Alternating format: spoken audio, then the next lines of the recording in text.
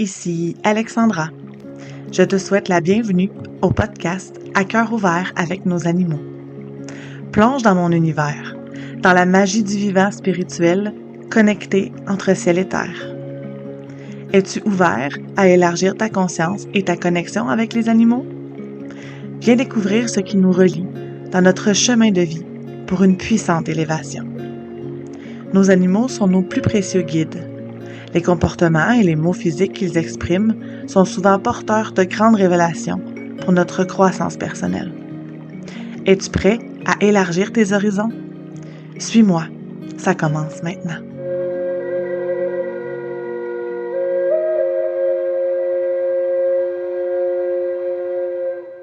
Bonjour et bienvenue à mon 5e épisode de podcast.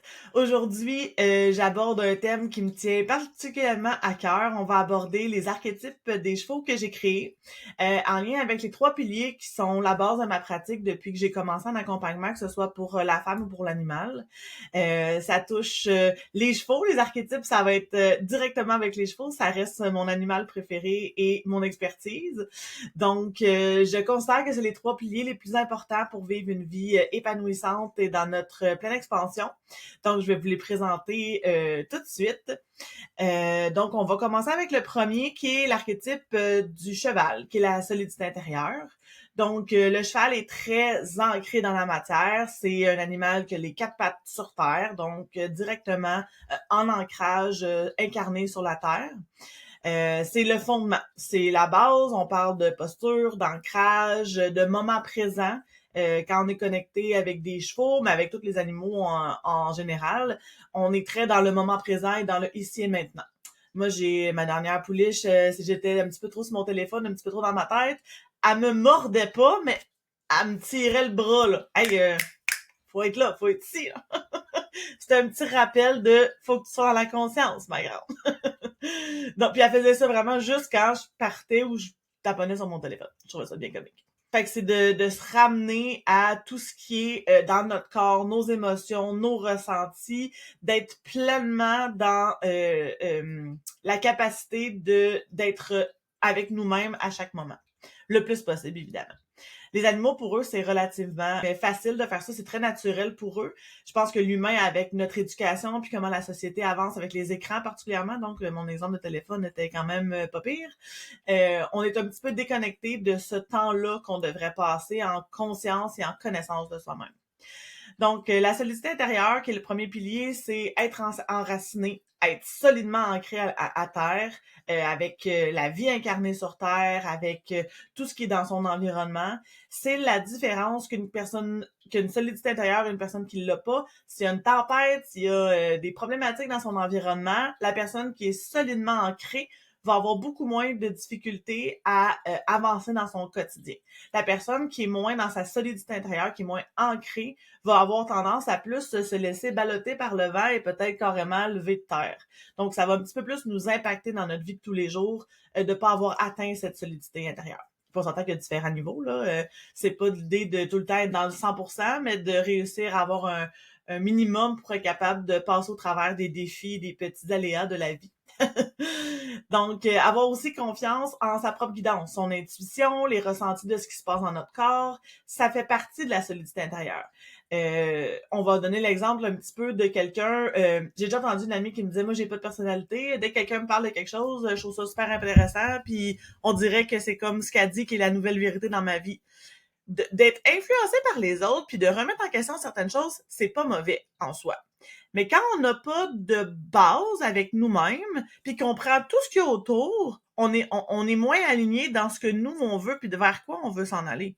Fait que c'est important d'avoir quand même une espèce de solidité de base, de dire, moi, ça, c'est des choses que j'aime, ça, c'est des choses que j'aime moins. Puis si quelqu'un nous fait changer d'idée parce qu'il y a des bons arguments ou qu'on s'intéresse à ça, puis c'est nouveau, c'est vraiment très, très bien, là, il n'y a pas de problème. Mais de garder un minimum de notre guidance intérieure, puis de pas toujours aller demander à l'extérieur qu'est-ce que les autres en pensent, pour tout le temps changer notre idée, d'avoir quand même une idée de base avec notre propre guidance à nous, qui est l'intuition. Poser des limites claires, évidemment, sans aller dans la culpabilité. Normalement, avec les animaux. En tout cas, moi, c'est quelque chose que j'ai beaucoup vécu, de me dire hey, je suis fatiguée aujourd'hui, j'en ai vraiment beaucoup fait, mon corps est complètement épuisé, faut que j'aille m'occuper de mes animaux, tu sais, même si on mangeait et tout, là, de passer du temps avec eux et tout. Reste que si j'y vais pas, j'avais de la culpabilité. D'être solide intérieurement, c'est de se dire je les aime mes animaux, ils ont mangé, ils ont tout ce qu'il leur faut, je vais aller passer du temps avec eux autres demain pour être capable de respecter ce que moi j'ai besoin dans le moment présent et d'être capable de profiter de ce moment présent-là sans être allé s'occuper des animaux ou en tout cas d'aller passer du temps avec eux. C'est vraiment ça qui va définir une solidité intérieure qui est très élevée. Donc, on s'entend là, de ce que je nomme, c'est pas des choses c'est mauvais, là. C'est juste de voir qu'est-ce qu'on veut atteindre pour être capable d'aller chercher quelque chose de plus positif puis de plus aidant dans notre vie. Évidemment, s'aimer dans notre vulnérabilité, je pense que c'est une problématique aussi beaucoup avec les femmes, même si tout le monde le vit. Le fait de se montrer vulnérable, de se montrer des fois plus fatigué ou de se montrer vraiment dans notre sensibilité, c'est peut-être quelque chose qui est moins validé dans la société d'aujourd'hui. C'est intéressant d'être capable de dire hey, moi aujourd'hui, tu sais, je suis trop sensible, je vais pas bien. Après ça, d'agir avec alignement, de se dire que tout ce qui est les bottines suivent les babines. On dit quelque chose, on le fait. C'est quelque chose qui va dans un alignement, dans un choix, pour être capable de garder cette solidité-là. Des fois, on va nommer quelque chose, puis là, il va y avoir des réactions avec les autres, puis là, oh, ben là, finalement, peut-être que je suis pas correcte, peut-être que finalement, ça fonctionne pas. Fait que c'est capable de se dire que malgré qu'il y a des gens qui seraient pas d'accord avec ce qu'on a décidé, que c'est notre décision, puis d'être capable de suivre dans cet alignement-là, si c'est quelque chose qu'on a profondément décidé que c'était ça qu'on faisait. Donc, se tenir droite, ancrée évidemment, et d'être notre propre sécurité, de pas aller chercher ça vers l'extérieur. Si vous voulez en savoir plus, mon programme Révèle ton étincelle de lumière unique va sortir le 31 octobre. La formation est déjà en pré-vente. Donc, si ça vous intéresse, on va adresser les 3 piliers que je vais vous parler aujourd'hui. Donc, ce qu'on doit travailler pour la cultiver, revenir au corps, respirer, aller dans la nature, bouger, marcher, s'ancrer, faire des visualisations, méditation. Apprendre à réguler notre système nerveux, donc trouver des outils qui nous aident à revenir dans le moment présent, à se libérer ou en tout cas à sortir de l'anxiété. Donc respiration, cohérence cardiaque, être dans la nature, certaines vibrations, certains sons aussi. Une petite musique très entraînante et très joyeuse qui font augmenter notre taux vibratoire aussi. Observer nos déclencheurs émotionnels. J'ai un outil très, très aidant qui est le EFT, technique de libération émotionnelle, très efficace, qui utilise les méridiens. Donc, on fait comme du tapping dans le visage, des points sur les mains aussi. Il y a une grande boucle et une petite boucle. Si vous êtes intéressé, j'ai une vidéo qui explique le EFT sur ma chaîne YouTube. Et si vous m'écrivez en privé, je peux vous envoyer le PDF là avec les points et l'explication pour faire cette technique-là qui est très efficace. On peut travailler aussi avec la communication non violente, la communication authentique, qui est d'exprimer ce qu'on a à dire de façon ouverte et vulnérable, justement pour que l'autre reçoive de façon positive, en tout cas le plus possible. On n'est pas responsable de comment l'autre reçoit l'information, mais de le donner dans une façon en ouverture de cœur et plus vulnérable, ça nous aide à être capable que l'autre vienne comprendre et soit touché par notre message, que si on va piquer un petit peu dans la façon qu'on communique. D'adresser les blessures, abandon, rejet, c'est toutes des choses qui vont nous aider à avoir une solidité intérieure, parce que quand on va dans la dépendance, dans la peur du jugement de l'autre, dans la peur du regard de l'autre, ben ça reste que c'est nos peurs qui parlent et non pas notre cœur, notre intuition, notre centre. Fait que de se libérer, en tout cas le plus possible de ces blessures-là, c'est quelque chose qui aide beaucoup à atteindre une solidité intérieure. Renforcer notre estime personnelle, évidemment, notre confiance en soi. Et pour les gens qui aiment l'énergétique, d'avoir une petite routine stable de purification, d'ancrage, d'écoute de l'intuition, c'est quelque chose qui est très aidant pour atteindre une solidité intérieure qui est le plus positif et le plus élevé possible. Le deuxième archétype, c'est le Pégase. Donc, c'est la puissance lumineuse. C'est ce qui a rapport avec l'esprit. Le Pégase, pour moi, c'est le feu intérieur, c'est la lumière, c'est la créativité, c'est tout ce qui... C'est l'inspiration, c'est la création. Moi, le Pégase, pendant la création de ma formation, c'était lui qui était là, c'est comme, c'est ce que je disais à mon ami l'autre jour, ça me sortait par les yeux. La créativité me sortait par les yeux, ça débordait de partout. C'est vraiment le feu. Moi, quand je vois que ça s'embrase à l'intérieur de moi, c'est vraiment quelque chose qui me fait vibrer. C'est là-dessus que je vais chercher mon Pégase. Donc, c'est l'invitation à rayonner, d'être soi, de faire émaner notre lumière intérieure. Euh, c'est quand, dans le fond, le cœur et l'esprit travaillent ensemble. Je l'ai dit plusieurs fois dans mes podcasts, dans mes vidéos, dans mes accompagnements. La société nous invite beaucoup à travailler notre mental, notre raisonnement logique, l'intelligence importante pour ce que la société nomme, mais des types d'intelligence, il y en a des tonnes. Donc, c'est important d'être capable de comprendre que l'intelligence, la logique, c'est une chose. L'ego qui nous fait notre petit critique intérieur, là, t'es pas assez bonne, ne fais pas ça, t'as l'affaire, la personne sera pas fine avec toi, blablabla. C'est de faire attention à faire un discernement, une différence entre les deux. Puis l'idée, on veut avoir notre intelligence et notre intuition, donc ce qui vient du cœur. Le meilleur amalgame entre les deux, c'est la meilleure façon de traverser et d'avancer dans notre vie. Et des fois, c'est difficile d'écouter notre intuition. On a le petit mental, le petit critique intérieur qui spin un petit peu. Donc, c'est difficile à faire la différence entre les deux. Donc, l'idée, c'est d'aller chercher notre feu intérieur, notre lumière. Là, vraiment quelque chose là, qui fait du bien, qui est agréable, qu'on sort justement du petit esprit critique là, qui nous tape sa tête un petit peu. De penser aussi que la lumière et la réussite et le bonheur, tout le monde a l'espace pour avoir ça. Pas parce que toi, tu avances dans ta vie que tu prends la place de quelqu'un d'autre, que tu prends la lumière de quelqu'un d'autre. L'idée, là, c'est que chaque être humain soit capable d'allumer sa lumière intérieure, soit capable de la faire rayonner à l'extérieur, puis de créer un peu comme des chemins pour être capable de faire « OK, c'est par là qu'on s'en va ». Fait que d'inspirer un petit peu les autres autour de nous pour être capable que tout le monde puisse allumer sa lumière intérieure pour le faire pour soi-même. Parce que si c'est tout le temps une lumière extérieure qui nous attire, on n'est pas capable de la renouveler par nous-mêmes. Je sais pas si c'est clair de cette façon-là.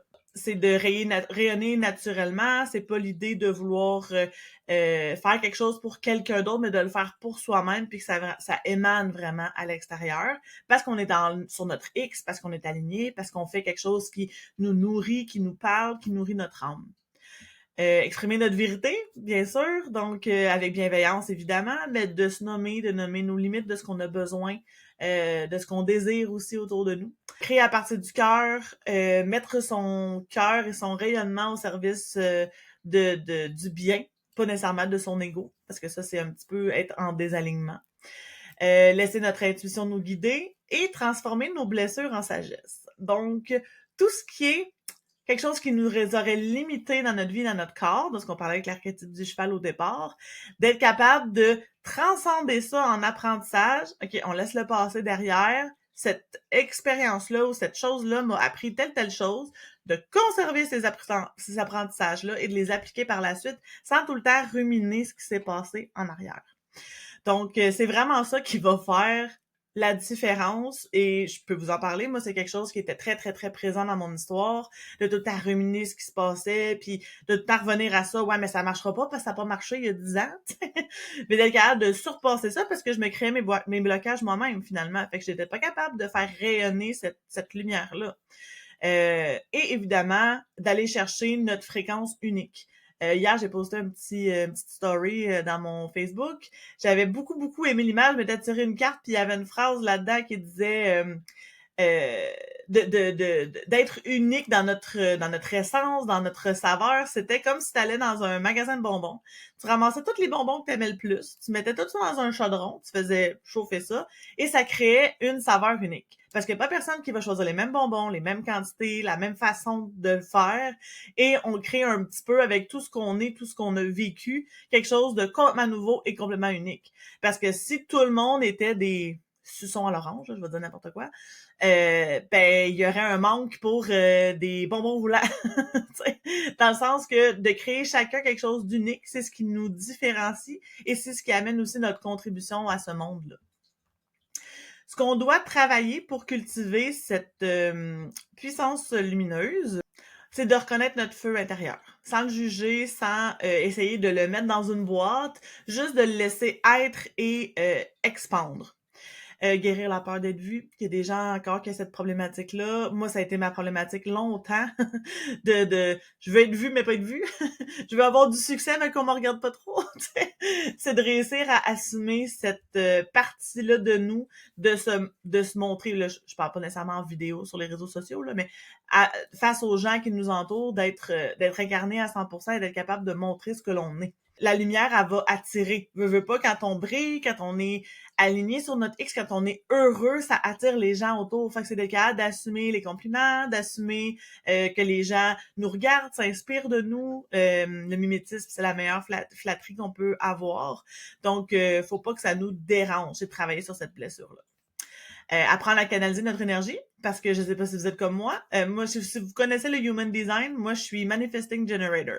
Ce que ça fait, ça, c'est que des fois, l'énergie, elle part dans tous les sens, dans 65 millions de projets, et des fois, j'ai de la misère à terminer certains projets, parce qu'à un moment donné, il y en a juste trop. Puis j'ai de la misère à faire le focus sur quelque chose. Je m'en viens mieux en vieillissant, je fais des listes, je coche mes listes, je suis capable d'aller un peu plus vers ce que je veux faire, mais reste que c'est quelque chose qu'à un moment donné, quand on a un débordement d'énergie ou de créativité, c'est d'un petit peu cadrer ça pour être capable d'aller au bout de un ou plusieurs projets, mais d'aller dans une direction spécifique, de toujours garder un objectif en tête. Donc, apaiser le mental, c'est sûr que la critique intérieure, l'ego, c'est quelque chose qui peut être difficile à faire partir, à mettre de côté. C'est pas l'idée de l'enrayer totalement, parce que des fois, l'ego a une utilité, là. C'est pas qu'il est complètement inutile, mais l'espèce de critique intérieure qui répète un petit peu souvent des mots de des gens qui nous ont dit des choses moins gentilles ou qui nous ont dénigrés ou qui ont parlé avec leur propre peur, qui nous répètent ça, c'est vraiment zéro utile. Donc, c'est quelque chose qu'on peut mettre de côté, dire « Ok, l'ego, tu peux aller faire dodo, là, je vais m'occuper de mes propres affaires maintenant. » Donc, exprimer tes émotions et ta créativité, c'est quelque chose qui est mieux de sortir et d'exprimer, de sortir à l'extérieur au lieu de les garder à l'intérieur. Sortir du rôle du sauveur, c'est quelque chose qui, en tout cas, moi, dans mon métier, c'est clairement beaucoup ancré de vouloir aider les gens, mais sauveur, c'est plus vouloir aider les gens, c'est vouloir sauver les gens, comme si dans mon inconscient, quelque part, je considérais qu'ils n'étaient pas capables de le faire par eux-mêmes, qu'ils avaient absolument besoin de moi pour que je les sorte du caca. Mais l'idée, c'est de leur donner les outils pour qu'ils soient capables de le faire par eux-mêmes, puis qu'ils décident par eux-mêmes aussi. Je vois ça beaucoup dans les animaux. On est beaucoup à aimer les animaux, à vouloir toutes les sauver, à en accumuler plusieurs à la maison, puis à un moment donné, même de se sentir un petit peu submergé par la quantité d'animaux et veut pas l'argent qui doit aller avec pour les nourrir, pour en prendre soin et tout. Donc, c'est quelque chose à adresser qui est en lien avec la dépendance, la codépendance. J'ai un gros module là-dessus dans ma formation pour essayer d'adresser ça. Je pense que les gens en général, mais ceux qui aiment les animaux particulièrement, ont vraiment une problématique en lien avec ça qui est à adresser. Moi, c'est quelque chose qui m'a beaucoup, beaucoup aidé. Là, présentement, je suis en sevrage d'animaux, dans le sens que j'en ai pas du tout. Il me reste 3 rats. Mais je veux pas racheter d'animaux tout de suite. Je veux être capable d'adresser cette dépendance-là, d'avoir besoin de m'occuper d'un être, quitte à ramasser beaucoup trop d'animaux pour ce que mon budget est capable de payer, pour être capable de réadopter un animal à cause d'un lien réel avec lui et non pas par besoin d'avoir un animal avec moi ou de le sauver parce qu'il est en piteux état selon mon jugement ou peu importe. Honorer aussi sa vérité intérieure, même si elle est différente de la norme. Je suis un Verseau, donc je suis hors norme par définition. Et des fois, c'est vraiment bien. On aime ça être unique, on aime ça être différent, mais ça a été quand même un parcours qui a été difficile. Jeune, je me suis fait beaucoup, beaucoup intimider parce que j'avais pas le goût de rentrer dans une gang qui était populaire, j'avais pas le goût de faire comme les autres. Moi, j'étais bien dans la nature, j'allais dans le bois toute seule au lieu de jouer au ballon chasseur avec tous les autres élèves. C'est pas quelque chose qui est problématique adulte, puis je m'en rends compte, mais jeune, ça a été très, très difficile à incarner cette unicité-là et cette différence-là avec les gens. Je me suis beaucoup, beaucoup réconciliée avec elle parce que j'aime maintenant cette façon d'être hors norme, d'être dans vraiment mon unicité. Mais de marcher toujours dans des chemins non battus, ça peut être difficile. Surtout, c'est ça, surtout étant jeune, là, je pense que c'était le plus gros défi parce qu'on n'est pas encore formé. On a, c'est là qu'on bâtit notre confiance en soi et tout. Donc, de se faire intimider ou de sortir des rangs puis d'avoir la lumière sur nous, des fois, c'est un petit peu inconfortable. Mais c'est quelque chose qui est vraiment bénéfique à incarner et c'est comme ça que notre puissance se décuple. L'important aussi, c'est de passer à l'action. Notre lumière va émaner encore plus qu'on est capable de faire des actions spécifiques. Donc encore, comme je disais tantôt, les bottines doivent suivre les babines. Quand on dit quelque chose, on est capable de poser des actions puis d'avancer vers ce projet-là, vers ces objectifs-là. Ensuite, on a la licorne qui est en lien avec le pouvoir personnel. Ça touche un petit peu plus l'âme.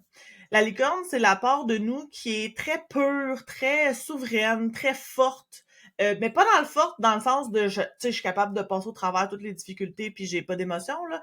Pas cette force-là, cette force-là, au contraire, à s'adapter, à être capable de danser avec tout ce qui se passe, d'être capable de... on a des émotions, ben on les gère. J'ai besoin de pleurer, je pleure.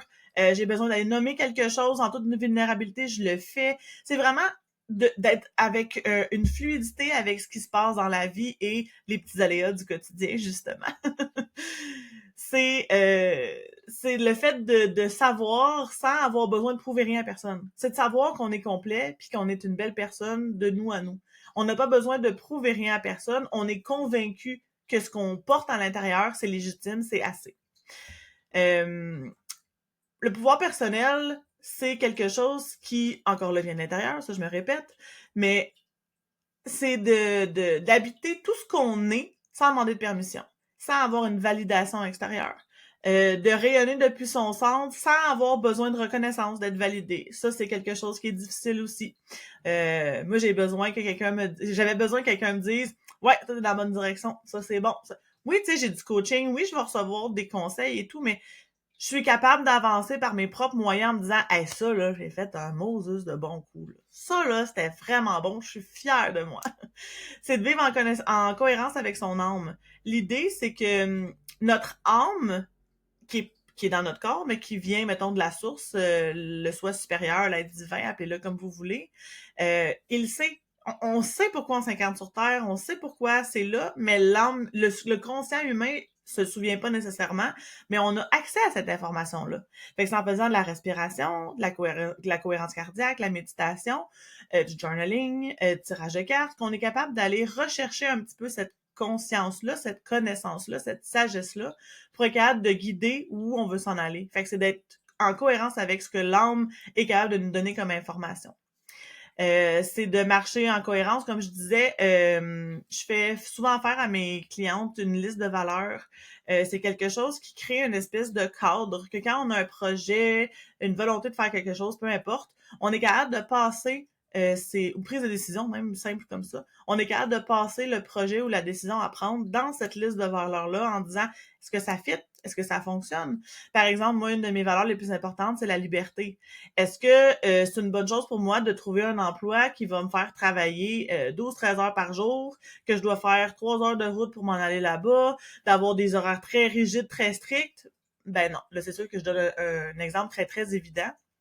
Mais reste que, avec les valeurs, des fois, c'est un peu plus facile quand on prend le temps de vraiment faire une bonne liste de valeurs solides, d'être capable d'avancer dans quelque chose de plus clair et concret que de se dire « Ah ouais, ce projet-là, il m'inspire full », puis là, finalement, d'être capable de réaliser par la suite ouais, finalement, ça rentre peut-être pas dans ce que j'aime ou ce que je veux faire. Puis des fois, ben, c'est de l'investissement d'argent, puis des formations. Ça, c'est quelque chose que en tout cas, moi, j'ai eu des problématiques avec ça. J'ai eu beaucoup d'amis qui ont eu des problématiques avec ça. On voit une formation passer. Ah, c'est merveilleux! Là, finalement, il y a telle chose à gérer avec. La façon que le cours a été fait, ça nous correspond pas.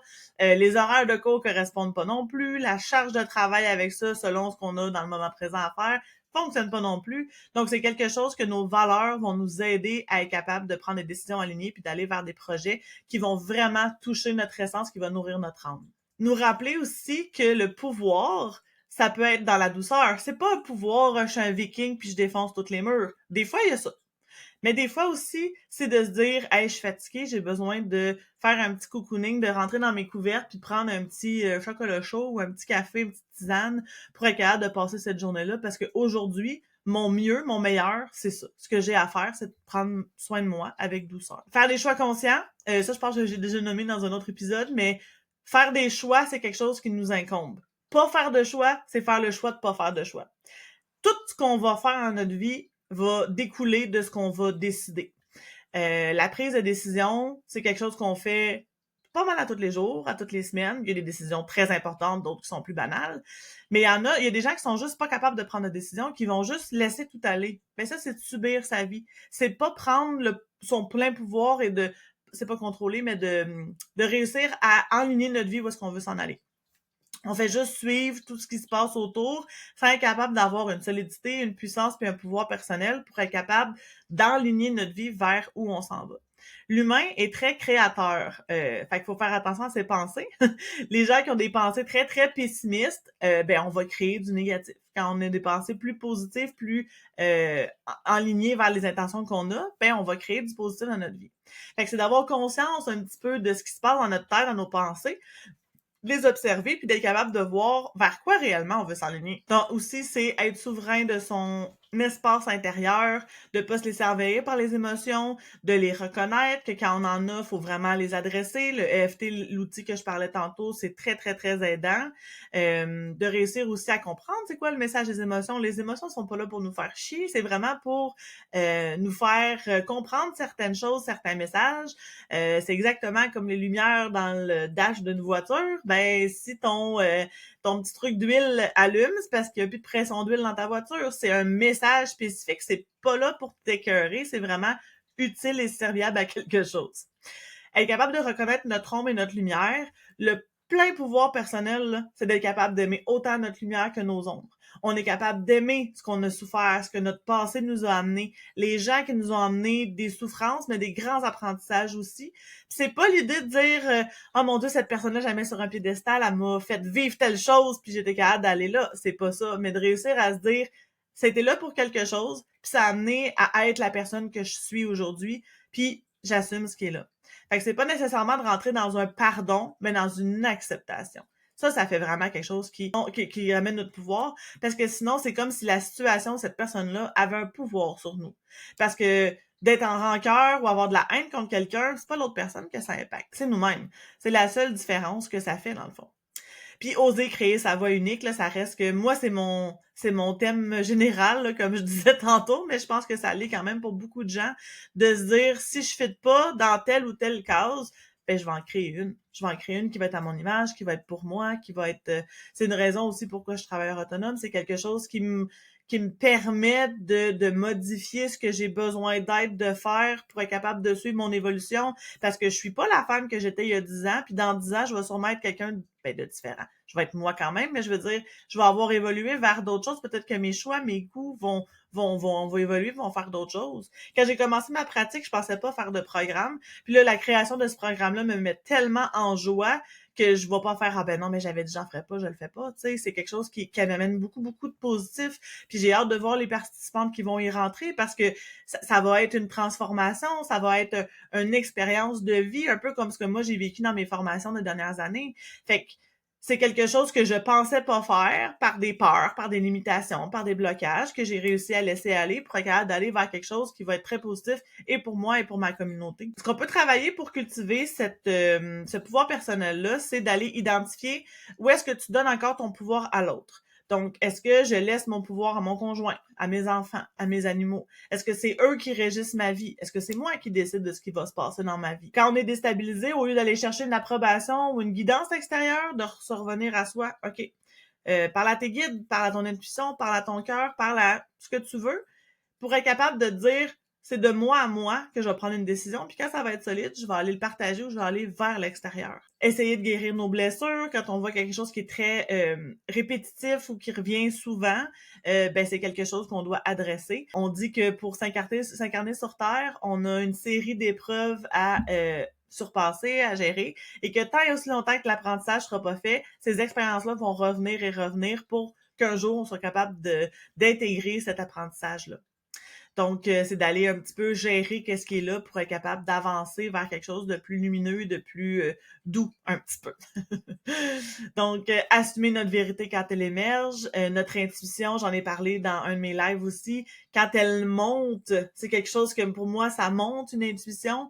Quand elle monte, c'est de dire « Ah mon Dieu, j'ai une guidance, je vais aller vers ce que ma guidance me nomme au lieu d'écouter les peurs des autres autour ou leur chemin de vie à eux. » Parce que la décision ou le conseil que la personne va te donner, ton ami, elle va être très bénéfique pour elle. Mais ça veut pas dire que ça va être très bénéfique pour toi. Ça se peut, mais ça se peut que non aussi. Fait qu'il faut quand même que tu aies une petite solidité à la base intérieure pour être capable de voir si ça te correspond ou pas. Dire non avec amour quand on en a besoin, c'est pas une nécessité de dire oui tout le temps. Puis j'ai un petit truc pour les gens qui disent oui trop rapidement. Moi, j'ai fait ça beaucoup trop longtemps. As-tu besoin, tu peux-tu me mettre à faire l'affaire? Ah oui? Puis là, une heure après, je fais Caroline, j'aurais pas dû dire oui, j'ai pas le temps, je suis fatiguée, peu importe. C'est de dire, hey, je te reviens là-dessus, laisse-moi réfléchir, ou je te reviens demain, ou je te reparle ce soir, ou peu importe, pour être capable de s'asseoir 2 petites minutes avec nous-mêmes puis de se dire, j'ai-tu vraiment envie de faire ça? J'ai-tu vraiment l'énergie? Je suis vraiment disposée pour répondre oui à cette aide-là, à cette demande-là, peu importe ce que c'est, et de finalement donner une réponse qui est beaucoup plus alignée à nous qu'une petite réponse un petit peu trop vite dite. Développer sa souveraineté énergétique, c'est important d'être capable de nettoyer notre espace, de se purifier, de tout ce qu'on accumule. Moi, je suis très, très, très sensible quand je vais dans des foules. Je le sais que j'absorbe les énergies des autres. Donc, c'est vraiment de faire le ménage pour pas que ça me nuise à ma santé énergétique, mais à mon quotidien aussi. Parce que si j'absorbe des énergies négatives, puis que je traîne ça pendant des semaines et des semaines, c'est moi, à un moment donné, qui va trouver ça pesant, puis pas trop savoir pourquoi je fais le pas ou je suis fatiguée. Exprimer nos besoins, c'est quelque chose qui est important à nommer. C'est comme ça qu'on reprend notre pouvoir. Si je laisse les autres deviner ce qu'il y a dans ma tête, puis j'attends que quelque chose se passe parce que j'espère donc, mais que l'autre personne, elle a aucune idée de ce qu'il y a dans mon cerveau, ben je suis pas dans mon plein pouvoir. Je subis, je suis dans une impuissance, j'attends. Donc, c'est de nommer, OK, j'ai besoin que mon chum passe un matin cette semaine avec moi, qu'on fasse un petit grosse matinée au lit, parce que j'ai besoin de cette connexion-là avec lui cette semaine-là, parce que whatever. Ben, je vais lui nommer. Je vais pas attendre qu'il fasse ah ben là, il va peut-être rester ce matin pour qu'on puisse faire la grosse matinée, tu sais. S'il sait pas, ça veut pas dire que c'est dans son intérêt ou dans son idée cette journée-là, cette semaine-là, selon ce que lui a à faire. Fait que c'est important de le nommer, puis c'est comme ça qu'on reprend notre pouvoir. C'est que c'est pas l'idée de contrôler, mais c'est l'idée de diriger. Si l'autre personne dit non parce qu'elle peut pas, c'est correct. Mais on a nommé. Fait qu'on sera pas dans l'attente de ah ben là, ça va-tu se faire? Ah ben là. Non, c'est de nommer notre besoin pour que l'autre le sache puis nous réponde tout de suite oui ou non. Fait qu'on n'est pas dans l'incertitude, dans l'attente. On a tout de suite une réponse à notre besoin. Puis si ça répond pas, ben on va trouver une autre façon d'être capable de répondre à ce besoin-là qu'on a. Et l'important aussi, c'est de s'autoriser à recevoir. Je sais pas combien de personnes ont cette problématique-là autour de moi. Je l'ai encore à un certain pourcentage. Recevoir des compliments, recevoir des commentaires positifs. Ça vient clairement de notre historique de pas être capable de recevoir quelque chose de positif, comme si on savait pas trop quoi faire avec ça. Là. C'est la patate chaude, là. Tu reçois un compliment, puis oh, ben merci. puis là, on sait plus où se mettre. Puis c'est important d'être capable de recevoir parce que c'est comme ça qu'on reçoit aussi l'abondance d'amour, l'abondance financière. Donc, s'il y a un blocage là-dedans, quelque chose qui est pas fluide, c'est quelque chose qui va bloquer. Donc, à un certain niveau, ça veut pas dire que t'en auras pas du tout, mais ça va bloquer quelque part. Ensuite, l'idée de base, c'est que ces 3 piliers-là soient incarnés le plus possible. Moi, ce que j'ai créé comme image, c'est le cheval Triquetra. Triquetra, c'est 3 branches. C'est vraiment quelque chose qui est des boucles entrelacées. Ça dénote la continuité. C'est un petit peu comme mon nœud de sorcière ici qui parle des 4 éléments tout qui travaillent ensemble dans 4 boucles, qui est tout le temps en train de faire le même mouvement. La triquetra, c'est vraiment la cohérence de tout ce qui s'amalgame ensemble. Donc, on a un cheval avec une corne de la licorne, les ailes du Pégase et les 3 archétypes tous mis ensemble. C'est le pont qui est entre le visible et l'invisible, le conscient et le subconscient, qui regroupe tout ce qui est corps, l'esprit et l'âme. Et ça, en tout cas pour moi, dans ma vision quand je l'ai créé, ça incarne la femme qui est enracinée, lumineuse, connectée à son âme, qui a accès à autant tout ce qui est dans le physique, dans la matérialité, et autant tout ce qui est dans la guidance, connecté entre ciel et terre. On est vraiment comme une espèce de canal qui tout est relié ensemble et qu'on a accès à toutes nos capacités, toutes nos possibilités.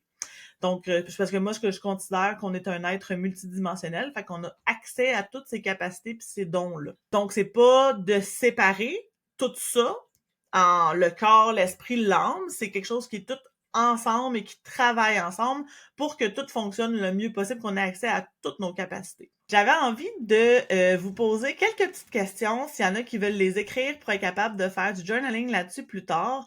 Moi, c'est quelque chose que j'aime beaucoup, beaucoup faire. Le journaling, pour l'expliquer rapidement, ceux qui savent pas ce que c'est d'écrire dans un journal, soit en écriture automatique. L'écriture automatique, c'est qu'on laisse le crayon aller. On réfléchit pas. Fait que c'est vraiment l'intuition qui va écrire ce qu'il a besoin d'écrire, ou de juste écrire qu'est-ce qu'on pense en lien avec ce qui monte, en lien avec sans réfléchir avec notre cerveau, notre logique, mais juste de voir qu'est-ce qui monte comme dans notre intuition. Souvent en soins, c'est ce que je demande aux clientes, de pas réfléchir aux données pour les les raisonner ou les décortiquer. C'est vraiment juste de dire, c'est la première affaire à laquelle tu penses qui monte dans ta tête sans être obligé de décortiquer tout ce qui est là. Fait que je vais vous donner 4 questions si vous voulez voir qu'est-ce qui va monter par rapport aux archétypes. Là, évidemment, c'est en lien avec les 3 piliers. La première, est-ce que je vis davantage dans mon corps, mon esprit ou mon âme? Et j'ai différentes questions. Fait que si celle-là vous parle moins, vous pouvez en choisir une autre là, sans problème. La deuxième, quel archétype est le plus intégré chez moi? Donc, est-ce que c'est le cheval avec la solidité intérieure? Est-ce que c'est la licorne avec le pouvoir personnel? Ou si c'est le Pégase avec la puissance lumineuse? Ou si ce serait les 3 avec le cheval triquetra? Ensuite, quelle dimension aurais-je besoin de réintégrer pour me sentir complète? Donc, celui qui serait un petit peu à travailler pour être capable d'atteindre quelque chose de plus élevé comme incarnation. Et la dernière, quelle est mon étincelle de lumière unique? Qu'est-ce qui fait que toi, dans ton unicité, t'amènes quelque chose dans le monde? Donc, je vous invite à travailler votre intuition en lien avec ces questions-là. Ceux qui ont des cartes oracle ou tarot, vous pouvez en tirer une ou deux, ou une par question, pour vous inspirer à avoir une petite base de ce qui est là pour vous comme message à connaître. J'aimerais dire que des fois, on a des questions. Toi, t'as toutes les archétypes, tu sais, t'incarnes le cheval triquetra? Non. C'est pas une finalité, ces 3 piliers-là. C'est pas quelque chose que je pense pas atteindre les 3 à 100% dans ma vie. Mon but est de trust the process, puis d'avancer là-dessus pour être capable de m'améliorer le plus possible pour aller dans quelque chose qui est positif pour moi puis dans ma vie. Mais c'est pas quelque chose que je crois qui est un objectif à atteindre. OK, c'est beau, je coche ça, puis on fait d'autres choses, là. Je pense que c'est quelque chose à incarner quotidiennement. L'union du corps, de l'esprit, de l'âme, c'est quelque chose qui se fait au quotidien, là, vraiment. Puis c'est quelque chose qu'il y a des parties là-dedans que vous connaissez moins. Le corps, je pense que c'est quelque chose qu'on connaît beaucoup parce que c'est très, on en parle partout. Mais l'âme et l'esprit, peut-être que c'est quelque chose que vous connaissez moins. Fait que d'aller faire un petit programme là-dessus, de la lecture, écouter des podcasts, peu importe, qui va aller vous faire connaître un petit peu cet aspect-là. Et évidemment, comme je nommais, il y a mon programme Révèle ton étincelle de lumière unique qui est disponible dès la fin du mois d'octobre, qui est en pré-vente présentement, qui va toucher tout ça. Parce que je pense que c'est le plus beau cadeau à se faire d'être capable de se connaître nos mécanismes, comment on fonctionne, connaître notre canal de l'intuition, être capable d'aller vers quelque chose qui est beaucoup plus épanouissant. Fait que je parle autant de tout ce qui est science, psychologie de base, autant avec le côté énergétique du monde plus subtil, les chakras, les corps subtils, l'intuition, des petits outils énergétiques aussi. Donc c'est vraiment, ça englobe tout parce que c'est quelque chose que moi dans mon cursus, dans mes formations, c'est ce qui m'a le plus aidé à devenir un humain conscient, à sortir de l'impuissance, à arrêter de subir ma vie, puis d'être capable de prendre des décisions alignées pour moi, sans tout le temps douter, avoir peur, puis de me dire, si c'est la décision que je prends ici et maintenant, je l'assume, puis il va y avoir quelque chose de positif là-dedans, tu sais, je vais être guidée pour être capable de prendre la meilleure décision possible pour aller quelque part, puis si ça se fait pas exactement celle-là encore, ben ça va me mener vers quelque chose de plus positif pour moi. Fait que je crois que c'est un cheminement qui est bénéfique pour l'humain parce que avec ce qu'on vit présentement, avec tous les changements, de juste rester dans nos peurs, dans nos blessures, c'est quelque chose qui est très, très, très, très souffrant. Puis je pense qu'on est capable de surpasser ça en travaillant sur nous, en émanant notre lumière et pour nous et pour l'humanité qu'on a autour de nous aussi, là. Merci d'avoir été là. Dans le prochain épisode, je vais rencontrer la magnifique Nathalie Labrie de Soul Journey. Qui est une énergéticienne merveilleuse que j'apprécie beaucoup. Donc, je vais vous la présenter. On a une petite entrevue ensemble. Donc, manquez pas le 6e épisode. Je vous souhaite une très belle journée à tous. Bye bye. Je t'invite à partager en commentaire comment cette voix différente résonne en toi et ce qu'elle éveille. Si le cœur t'en dit, partage ce podcast à ceux qui veulent faire partie du changement sur les relations avec nos animaux dans une liberté d'être. Ensemble, vivons en harmonie avec la nature qui nous entoure. Abonne-toi pour m'aider à faire vivre cette vision. À très bientôt, belle femme lumière.